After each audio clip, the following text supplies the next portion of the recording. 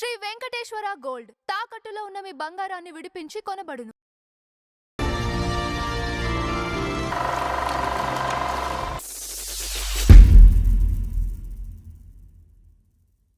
ఇప్పుడు ఇద్దరు ఒకే ఇంట్లో ఉంటున్నారు కాబట్టి ఒకే ఇంట్లో ఉంటే ఉంది. ఆవిడని పలకరిస్తాడు, ఈవిని పలకరిస్తాడు, ఇది చేస్తాడు, అంతే. ఇదే లేదు. ఓకే, ఇది అయిన తర్వాత 76లో పెళ్ళైంది కదా, పిల్లలు కలగల వీళ్ళకి. అక్కడ అసహనం వచ్చింది ఇద్దరికి. అంటే ఇప్పుడు ఈవిడికే వచ్చి ఉంటుంది, పిల్లలు కలగలేదు. ఆయనకి పిల్లలు లేకపోయినా పర్లేదు, ఆల్రెడీ ఫస్ట్ భార్యకి ముగ్గురు పిల్లలు ఉన్నారు కాబట్టి పిల్లలు కలగలేదనే ఇది వచ్చేసింది. ఆ తర్వాత వీళ్ళు గుళ్ళకి జాతకాలకి జ్యోతిష్ వాళ్ళకి తిరగటం మొదలుపెట్టారు, జ్యోతిష్యుల దగ్గరికి, ఎందుకు పిల్లలు కలగట్లేదని. అంటే అప్పుడు అది ఆయన ఏదో చెప్పాడు, ఏదో పరిహారాలు చెప్పారు. గుళ్ళకి వెళ్ళారు, అమ్మవారి గుడికి వెళ్ళారు. అమ్మవారి గుడిలో నాగదేవత ఏదో ఉంటారు, వాళ్ళ గుడికి వెళ్తే ఆ తర్వాత 79లో ఆవిడ ఒక పిల్లని కంది, ఫస్ట్ పిల్లని. ఆ అమ్మాయి పేరు వనితా విజయ్ కుమార్. ఓకే, ఏమండి. తర్వాత మళ్ళీ 2-3 సంవత్సరాల గ్యాప్లో, అంటే వెంటనే 2-3 సంవత్సరాలు, ఒక 83లో ఇంకొక అమ్మాయిని కన్నారు, 86లో ఇంకొక అమ్మాయి. అంటే 3 సంవత్సరాలు గ్యాప్ ఇచ్చారు. ఎందుకు గ్యాప్ ఇచ్చారంటే ఈవిడ ఆర్టిస్టు, బిజీగా పనిచేస్తున్న ఆర్టిస్టు. ఈవిడ కూర్చుని ఊరికే ఈ పిల్లల కంటానికి ఇంట్లో కూర్చోడానికి లేదు ఆవిడకి. ఆవిడ కూడా పని చేయాలంటే ఒక నటీమణి ఇదైన తర్వాత ఆబ్లిగేషన్స్ చాలా ఉంటాయి కదండి. అందుచేత చేత ఎన్నో పిక్చర్స్ ఒప్పుకుని ఉంటారు వాళ్ళు.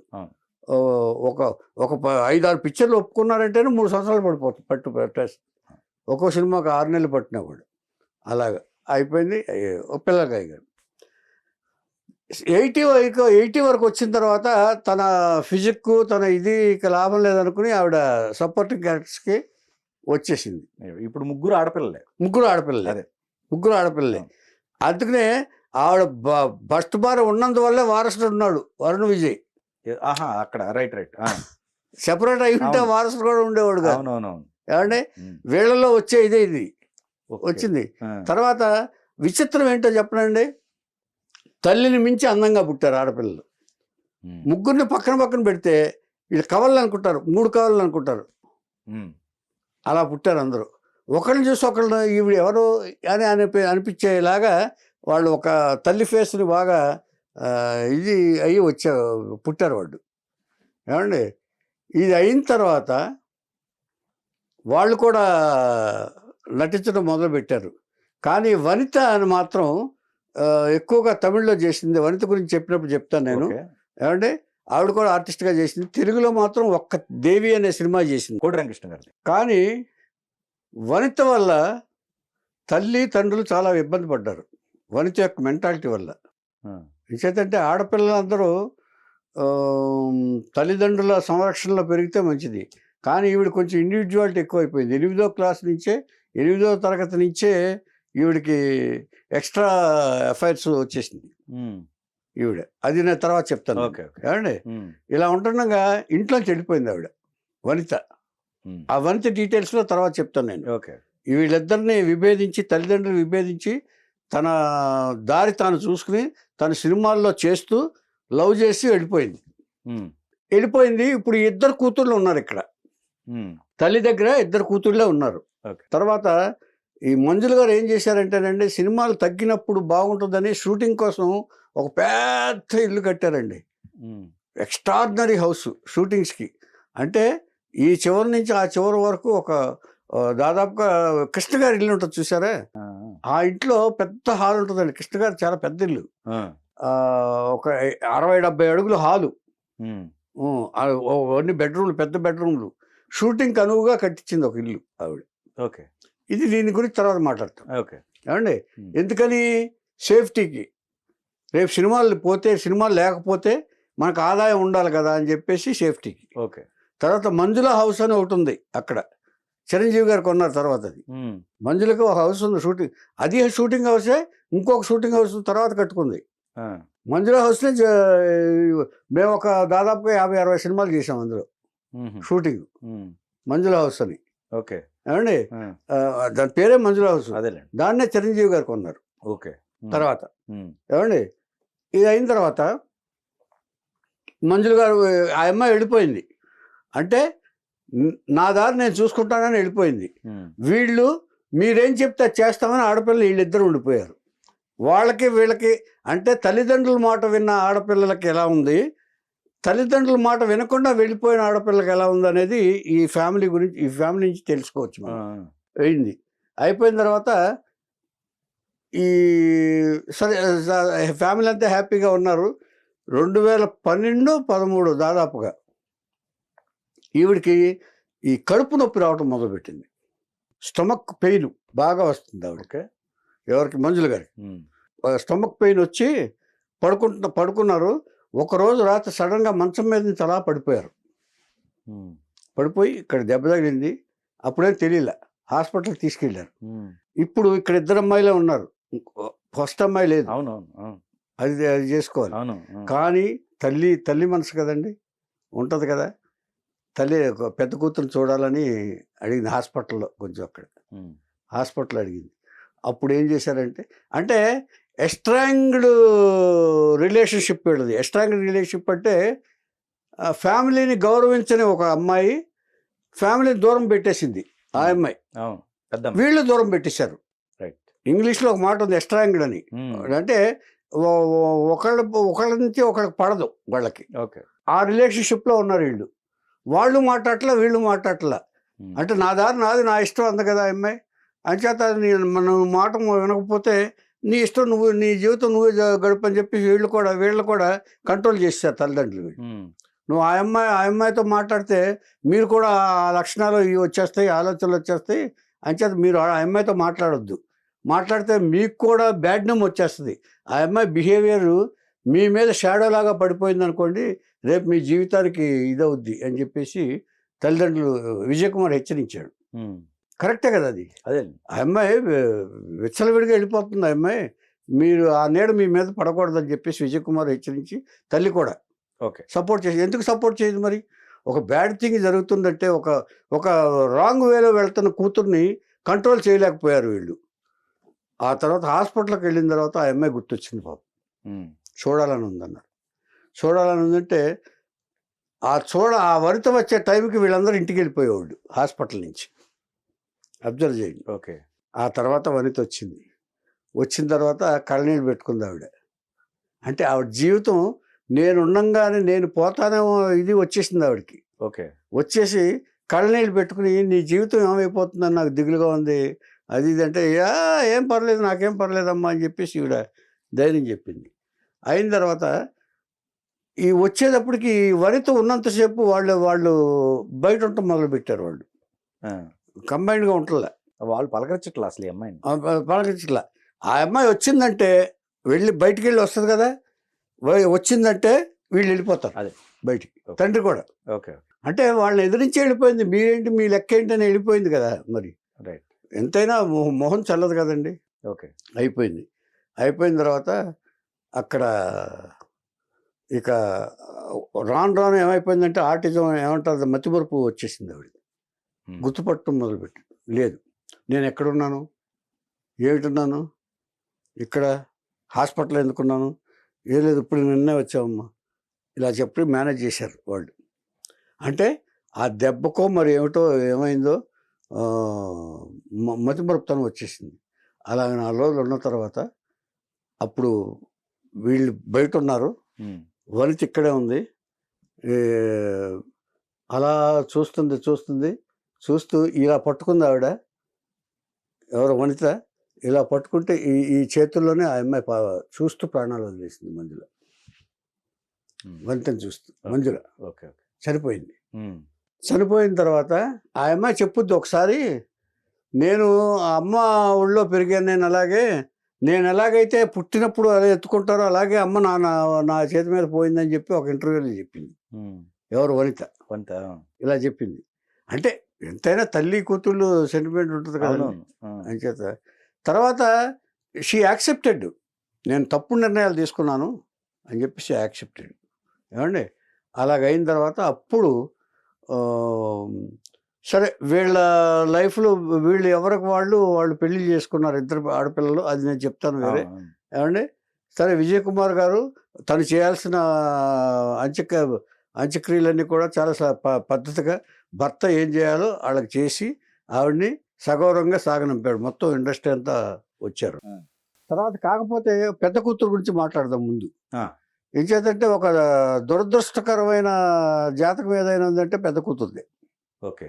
వాళ్ళ ఇంట్లో అంత అదృష్టవంతులకి అంటారు చూసారా, బిడ్డల్ని కనగలం కానీ వాళ్ళ తలరాతలను కనలేమంటారు చూసారు, రాయలేమంటారు చూసారు, ఎవరు ఎలా రాస్తారో తెలియదు అంటారు చూసారా.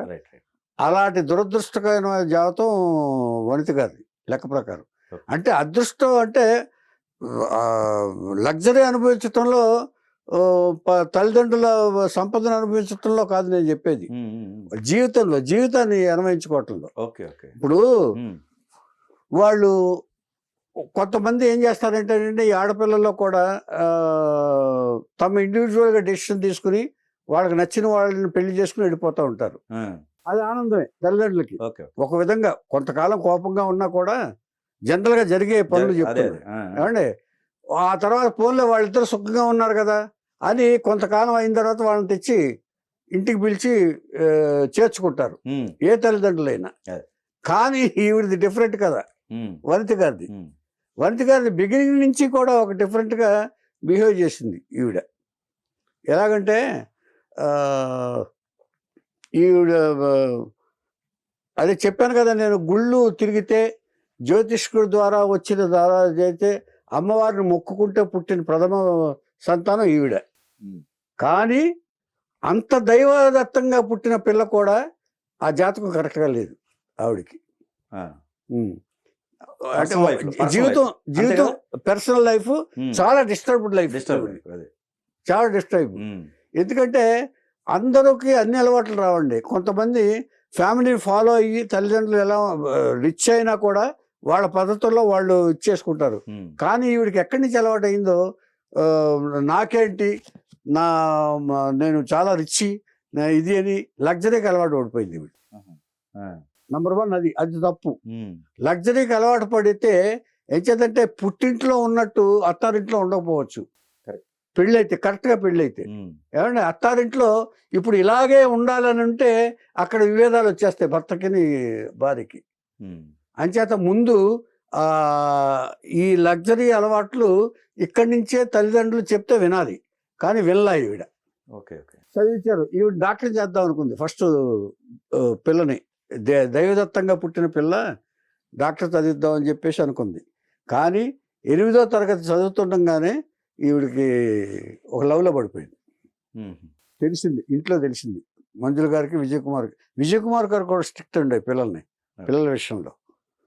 ఫ్యామిలీని మెయింటైన్ చేయటం, లేకపోతే 6 పిల్లల్ని ఎలా ఇచ్చేస్తాడంటే వాళ్ళందరూ కూడా చాలా డిసిప్లైన్డ్గా పెరిగారు. ఫస్ట్ భార్య పిల్లలు కానీ ఈ మిగతా 2 పిల్లలు కానీ. ఈవిడ ఒక్కటే వినలా, వనిత గారు ఒక్కళ్ళే వినలేదు. ఏమండి, అంటే రాంగ్ డెసిషన్స్ అండి. ఆలోచన విధానం తప్పు. నాకెంత ఉంది అని అహంభావంతో మిగిలితేనండి ఎవరో ఆడపిల్లకి అసలు ఉండకూడదు ఎస్పెషల్లీ. కానీ ఆవిడకి వచ్చింది 8వ తరగతిలో లవ్లో పడింది. అంటే ఇన్ఫాచ్యుయేషన్ అంటారు దాన్ని. లవ్ అంటే లవ్ కాదు, ఇన్ఫాచ్యుయేషన్. ఆ వయసు తెచ్చిన ఇది వచ్చేది 14-15 సంవత్సరాల్లో అడాలసెంట్ దాటి వస్తారు కదా, వచ్చిన తర్వాత పడింది. అది ముదిరిపోయిందని తెలిసింది వీళ్ళకి. జనరల్గా ఏంటంటే తల్లి వైభవం చూస్తుంది కదా ఈవిడ. మంజుల గారిని చాలా గౌరవిస్తారు, చాలా అందరూ ఎంతో రెస్పెక్ట్ ఇస్తున్నారు. అది చూసినప్పటికీ తను కూడా హీరోయిన్ కావాలనుకుంది చిన్నప్పుడే. అదే ఈ టైంలో ఈ 6-7 తరగతుల తర్వాత వయసు వచ్చింది. నేను కూడా ఇది అవుతాను. వాళ్ళు డైవర్ట్ చేయలే. నువ్వు చదవాలమ్మా, ముందు చదివిన తర్వాత చూద్దాం చెప్తారు కదా. ముందే వద్దని చెప్తే మళ్ళీ ఇదిగా వద్దు అని, చదివిన తర్వాత చూద్దాం, ముందు నువ్వు డాక్టర్ చదువు అని చెప్పారు. చెప్తే ఈ లోపల ఈ లవ్లో పడింది. ఆ అబ్బాయితో తిరుగుతుంది అని చెప్పి తెలిసింది ఇంట్లో. అప్పుడు ఏం చేశారంటే తల్లిదండ్రులు మాట్లాడుకుని, మంజులను విజయ్ కుమార్ మాట్లాడుకుని, దీనికి ఇలా కాదు, దీనికి ఏది డైవర్ట్ చేయాలంటే, ఈ లవ్ నుంచి డైవర్ట్ చేయాలంటే ఇంకొక అట్రాక్షన్ ఇవ్వాలి. అది అడిగింది కదా, హీరోయిన్ చేస్తానంది, ఆర్టిస్ట్గా ప్రిపేర్ చేద్దాం, హీరోయిన్ అవుదాం అవ్వమని చెప్దాం అని చెప్పి ఒక ఆశ పెట్టారు. ఆశ పెట్టి ట్రై చేశారు. ట్రై చేస్తే అప్పుడు దళపతి విజయ్ లేడు ఇప్పుడు, అప్పట్లో ట్రై చేస్తాడు దళపతి విజయ్. ఓకే. అతనితో ఒక సినిమా చంద్రలేఖ అని చెప్పేసి ఒక సినిమాలో ఆర్టిస్ట్గా ట్రై చేసింది. ట్రై చేస్తే ఏం చేసింది, అతనితో లవ్లో పడింది. Hero Vijay. Hero Vijay okay. అప్పట్లో. అదే అర్థం. కానీ ఈ అమ్మాయి కంటే ముందు హీరో విజయ్ ఏం చేశారు, సంఘవితో లవ్లో ఉన్నాడు. ఓకే. ఈ అమ్మాయి లవ్ని పెద్ద పట్టించుకోలేదు. ఒకవేళ పట్టించుకున్నా కూడా సంఘం ఊరుకోదు. సంఘం అప్పటికే ఎస్టాబ్లిష్డ్ లవ్, ఎస్టాబ్లిష్డ్ హీరోయిన్ కూడా ఈ అమ్మాయి కంటే.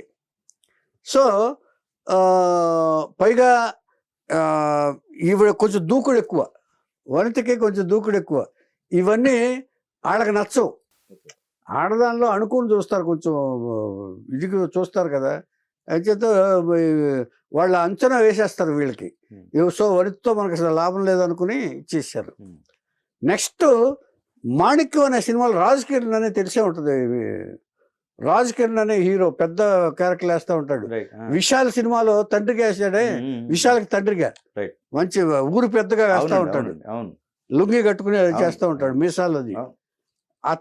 అప్పుడు అతను యంగ్. పందెంకోడి ఉంది కదా. You're right, Pandem Kodi. Perfect right. పందెంకోడిలో విశాల్ ఫాదరు, ఊరు పెద్ద. ఏమండి ఆయన కూడా ఫైట్ చేస్తారు బాగా యాక్షన్ ఇలా ఇక్కడ దాకా చేస్తుంది. ఏమండి మంచి ఆర్టిస్టు. మాణిక్యం అనే సినిమా తీస్తూ చాలా సెంటిమెంట్ కదా. అతని డైరెక్టర్, రాజకీయ డైరెక్టర్ కమ్ నిర్మాత. అతనితో వచ్చేసింది, అతనితో లైన్లో పడిపోయింది ఈ అమ్మాయి వనిత రాజకిరణ్ తోటి. కానీ ఈ రాజకిరణ్తో లవ్లో పడుతున్న బాగానే యాక్సెప్ట్ చేశాడు, అతను తిరుగుతున్నారు. కానీ ఈవిడ లగ్జరీని భరించలేకపోయాడు ఆయన.